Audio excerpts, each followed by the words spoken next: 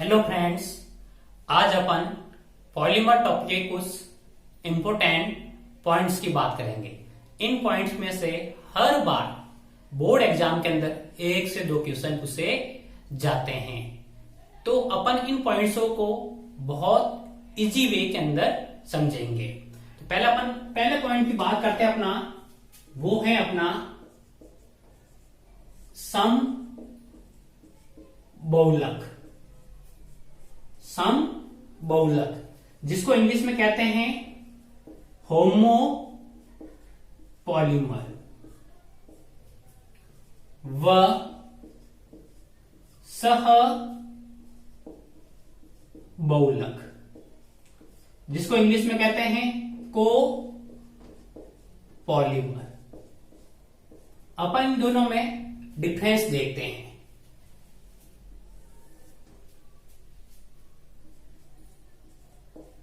वे बहुलक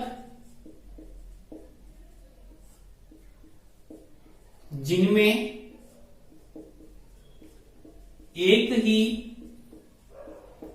प्रकार के एकलक होते हैं, उन्हें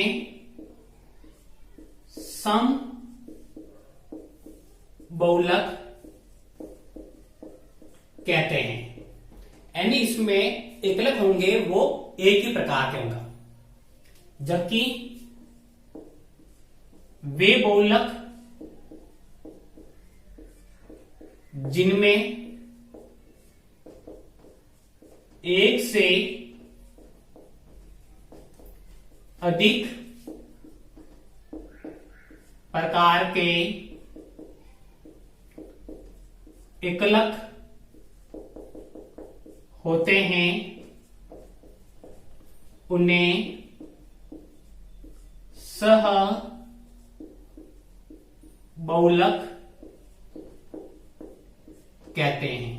अर्थात इसके अंदर सम के अंदर एक ही प्रकार के एकलक के पुनरावर्तन संरचनात्मक इकाई होती है, जबकि इसमें एक से अधिक प्रकार के एकलक अणुओं के पुनरावर्तन संरचनात्मक इकाई से बनते हैं। अपने को सीधा ध्यान रखना है कि इसमें एक ही प्रकार का एकलक होता है, जबकि इसमें एक से अधिक प्रकार के क्या होते हैं, एकलक होते हैं। अपन बात करते हैं एग्जाम्पल की। तो एग्जाम के अंदर बात कर रहे हैं अपन पॉलीथीन की बात करते हैं। तो पॉलीथीन है वो, उसके एकलक की बात करते हैं। तो पॉलीथीन का जो एकलक होता है वो क्या होता है, एथीन होता है। क्या होता है, एथीन। और एथीन का अपन ले लिया CH2 डबल बॉन्ड CH2, और इसके कितने मोल लिए अपन ने, N। बहुलीकरण कराया अपन ने। क्या कराया अपन ने, बहुलीकरण। अब यहां अपन एकलक की बात करते हैं। तो ये पॉलीथीन का एकलक हुआ। कितने एकलक हैं यहां पर, एक ही एकलक है, और उस एकलक का नाम क्या है, एथीन। एक ही प्रकार के एकलक से जो निर्मित होते हैं उन्हें कहते हैं समबहुलक। इसके बहुलीकरण कराते हैं CH2 सिंगल बॉन्ड CH2, और ये दोनों साइड से क्या हो जाता है, इस तरह से ओपन हो जाता है, और इसके N, और इसको कहते हैं अपन पॉलीथीन। ये पॉलीथीन हो गए। दूसरे और एग्जांपल की बात करते हैं अपन। तो PVC पॉलीविनाइल क्लोराइड। और बात करते हैं अपन टेफ्लॉन। और एग्जांपल की बात करते हैं अपन, तो इसके अंदर आ जाएगा अपना पान, पॉलीएक्रिलोनाइट्राइल। इसके अंदर अपन एग्जांपल की बात करें सबहुलक के अंदर, तो नाइलॉन 6,6। अब नाइलॉन 6,6 के अंदर एकलक की बात करते हैं। कितने एकलक होते हैं, 2 एकलक होते हैं। एक एकलक होता है अपना hexa methylene diamine. Hexa methylene diamine plus adipic अम्ल, ये दो एकलक आपस में मिलकर किसका निर्माण करते हैं, नायलॉन का। और एग्जांपल की बात करें अपन, टेरिलीन, जिसमें दो एकलक होते हैं, टर्फेलिक अम्ल और एथिलीन ग्लाइकॉल। और बात करें अपन ब्यूना एस और ब्यूना एन रबर। तो ये है अपने सहबहुलक, जबकि पॉलीथीन, पीवीसी, टेफ्लॉन, पॉलीएक्रिलोनाइट्राइल वो है समबहुलक। इसमें एक ही प्रकार के एकलक होते हैं, जबकि इसमें एक से अधिक क्या होते हैं, एकलक होते हैं। जब एक से अधिक एकलक होते हैं उन्हें कहते हैं सहबहुलक। आप इसका स्क्रीनशॉट ले लीजिए।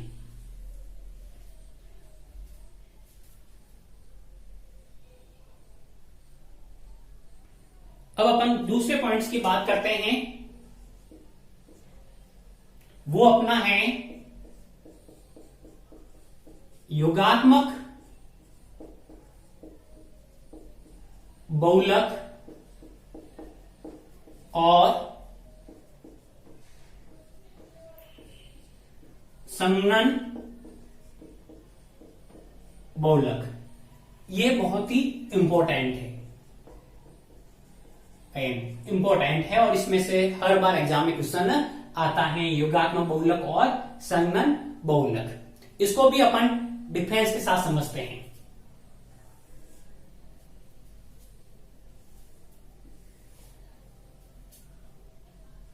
इसकी डेफिनेशन की बात करें तो असंतृप्त अणु, असंतृप्त अणु अर्थात द्वि या त्रिबंध युक्त एकलक के पुनरावर्त योगात्मक बहुलीकरण से निर्मित बहुलक को योगात्मक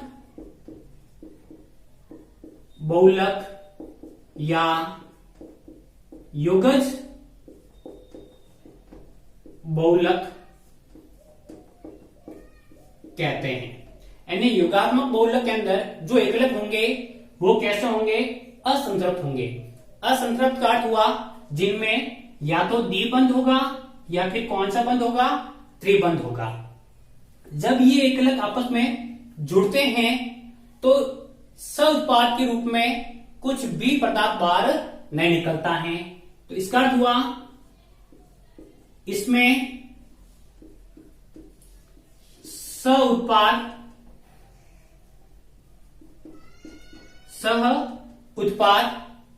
सह-उत्पाद कौन कौन से, जैसे एल्कोहल हो सकता है, HCl हो सकता है, या फिर H2O का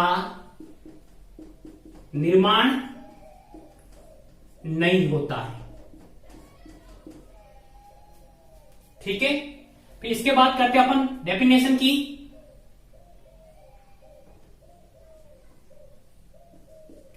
द्वि या त्रि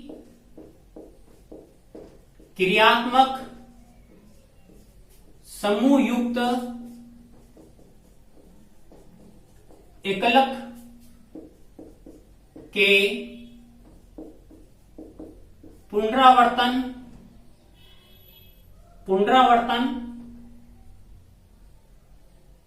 के संघनन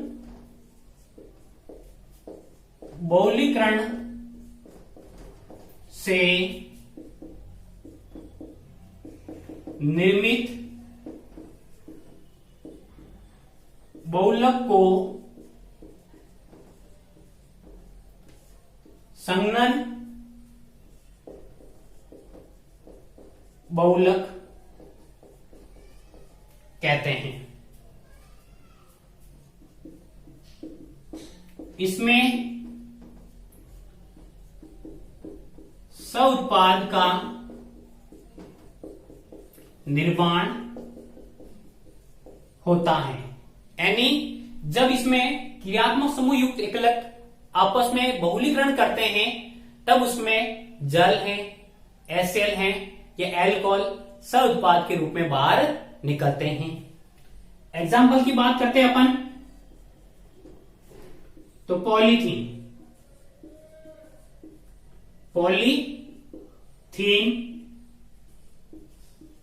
पीवीसी, पान, ब्यूना एस और Buena and rubber. Upon polythene को समझते हैं प्रक्रिया द्वारा, CH2 डबल बॉन्ड CH2, इसके अपन ने लिए N मोल। अभी ये जो एथीन है वो अपना कैसा है, असंतृप्त है। असंतृप्त का अर्थ इसमें डबल बॉन्ड प्रेजेंट है, और इस डबल बॉन्ड के बहुलीकरण से जो बहुलक बनते हैं उन्हें कहते हैं युगात्मक बहुलक। अब इसको अपन ओपन करते हैं इस तरह से, और ये N, ये अपना बन गया पॉली एथीन। इसके अंदर अपन एग्जाम्पल की बात करते हैं, तो नायलॉन 6,6, और दूसरी बात करेंगे अपन टेरेलिन। नायलॉन 6,6 को समझते अपन, नायलॉन 6,6, तो इसके अंदर दो एकलक होते हैं। एक एकलक का होता है हेक्सामेथिलीन डाइएमीन, हेक्सामेथिलीन डाइएमीन, ये अपन ने हेक्सामेथिलीन डाइएमीन का सूत्र लिख दिया। और दूसरा होता है इसके अंदर एडीपी अम्ल, एडीपी अम्ल का सूत्र होता है CH2 का होल पॉट, और दोनों तरफ क्या जोड़ देंगे अपन, COOH। अब अपन क्या कराएंगे, बहुलीकरण कराएंगे। इसका भी अपन ने N मोल लिया, और इसका भी कितना मोल लेंगे अपन, ये N मोल लेंगे। यहां से तो H निकल जाएगा, और इधर से क्या निकलेगा, OH, H और OH H2O, इधर से भी एक हाइड्रोजन बार, और इधर से OH, H और OH H2O, कितने H2O, NH2O बाहर निकल जाएंगे। तो ये इसमें NH2O यानी जल निकल रहा है, वो इसका क्या है, सह उत्पाद है। अब यहां पर एक हाइड्रोजन बाहर निकल गया, क्या बच गया, एक हाइड्रोजन बच गया, एक हाइड्रोजन, फिर N, इसको अपन थोड़ा सा इस तरह से लिख लेते हैं NH, N से ओपन कर लेते हैं अपन। आगे CH2 का कितना, 6, NH, एक हाइड्रोजन बाहर निकल गया। फिर आगे की बात करते हैं अपन, OH तो बाहर निकल गया, CO रहा, इसको अपन इस तरह से लिख दिया, ये CH2 का होल पॉट, ये CH2 का होल, OH बाहर निकल गया, ये C बच गया, ऊपर की तरफ O आ जाएगा, और इस तरह से अपन इसको बंद कर दिया, और ये इसके अंदर N यहां आ जाए। ये जो बना अपना वो है नायलॉन 6,6। तो नायलॉन 6,6 के अंदर देखा अपन ने सह उत्पाद के रूप में क्या होता है, जल बाहर निकल रहा है। दूसरा किसकी बात की अपन ने, क्रियात्मक समूह, तो इसमें एमीन क्रियात्मक समूह है हेक्सामेथिलीन डाइएमीन के अंदर, जबकि एडीपी अम्ल के अंदर कार्बोक्सिलिक क्रियात्मक समूह है। इसका भी आप स्क्रीनशॉट ले लीजिए।